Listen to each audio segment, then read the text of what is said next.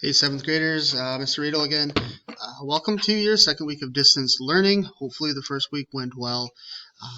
So let's take a look at what we're doing this week. This week we are going to start looking at measurement. Okay, so first off, graph analysis. This is it this week. Got a little recording I want you to listen to, so please listen to this first. It's only about a minute and 20 seconds, and then take a look at the graph and answer your 6 questions. Okay. Notes right here. Again, we're not having a Nearpod this week. Instead, we've attached videos. So watch this video here. Watch this video. Watch this video. And finally, watch this video. Okay. And it will help you not only answer these 3 questions up here, but it's also going to help you with your processing activity number 2. Okay, so Mrs. Gaunt's already got another video here that we want you to watch, but you're going to need to go through these metric conversions.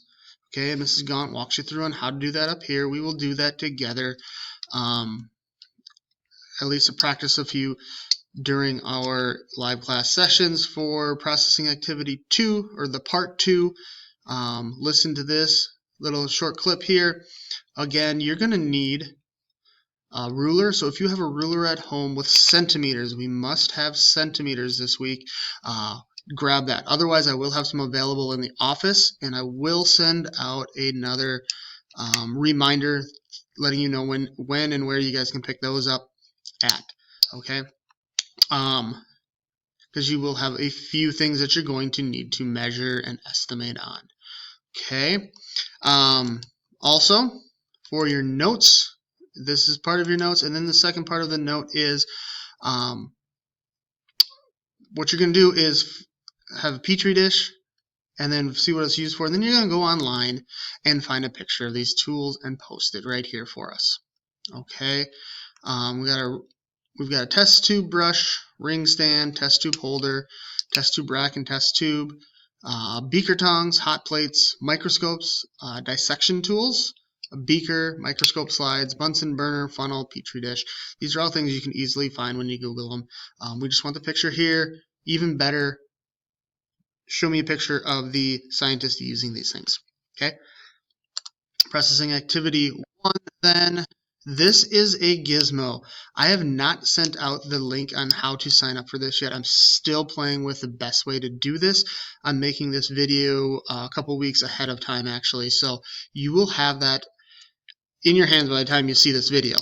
Okay, I'm just not sure the best way to get you that information yet, but it is a gizmo on measuring volume. Believe you guys are used to using these with gizmos. Otherwise, I'll put a short video out on A, how to sign yourselves up for it, and B, how to go through these gizmos in case you're not familiar with them, but I think most of you are. And you can see we've got to go through all of this. Okay, looks like a lot. Once you start get going, it's not too bad. Processing activity 2, I've already talked about, which brings us to our checklist, and you can see which days we're working on what. Mondays, we're going to look at the overview and the graph analysis during your live class team times. Tuesday, we're going to complete the notes, both sets, notes 1 and notes 2 right here. Wednesday, just kind of a catch-up day. If you want to try and work ahead, great. Thursday, processing activity 1, measuring volume. Like I said, I'll put a short video out on that, but I'll also expect you guys to attend that meeting, and I'll walk you through all that kind of fun stuff. And then Friday, processing activity 2. These are your conversions and measuring accurately. Okay.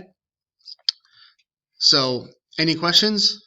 Again, ask them during these class times or during your teacher's office hours. Excuse me. Hard to talk there. So, that's what we got going on for week 5. Hopefully everything's going good for you guys. Okay.